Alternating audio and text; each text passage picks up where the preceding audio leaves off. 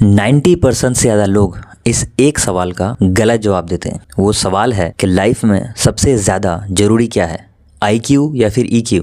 मतलब कि लाइफ में इंटेलिजेंट क्वेश्चन ज़्यादा ज़रूरी है या इमोशनल क्वेश्चन ज़्यादा ज़रूरी है। मैक्सिमम लोग 90% लोग IQ चुनते हैं।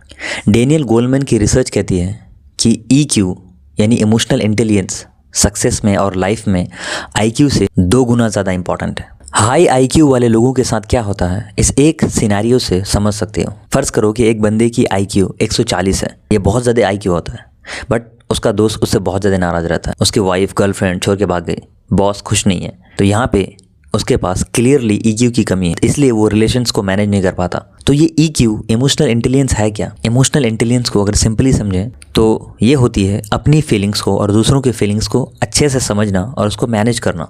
इन 5 स्टेप्स की मदद से आप लाइफ में एक हाई EQ इंसान बन सकते हो, इमोशनली इंटेलिजेंट इंसान बन सकते हो। और चौथा वाला मेरा फेवरेट है। तो पहला स्टेप है सेल्फ अवेयरनेस यानी जागरूकता। माने कि आप कैसा फील कर रहे हो, आप किस इमोशंस को फील कर रहे हो, क्या आप गुस्सा हो, क्या आप सैड हो, एंग्री हो, हैप्पीनेस हो। और खुद को समझने का सबसे बेहतरीन तरीका है कि आप जर्नलिंग करो, अपने फीलिंग्स के बारे में, अपने थॉट्स के बारे में कॉपी पे लिखो। सेकेंड स्टेप है सेल्फ रेगुलेशन। अगर आपको गुस्सा आया तो तुरंत रिएक्ट मत करो, 5 सेकंड के लिए रुक जाओ, थोड़ा सांस लो, फिर रिस्पॉन्ड करो।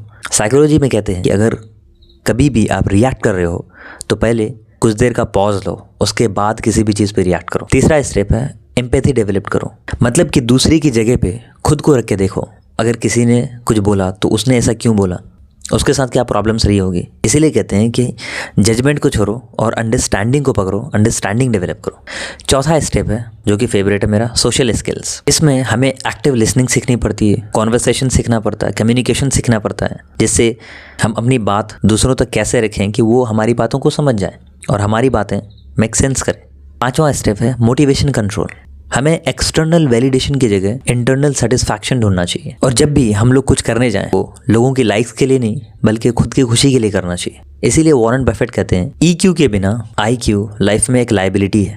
तो आप ये बताओ कि 1 से 10 के बीच में आपकी EQ कितनी है, आपका इमोशनल इंटेलिजेंस कितना है?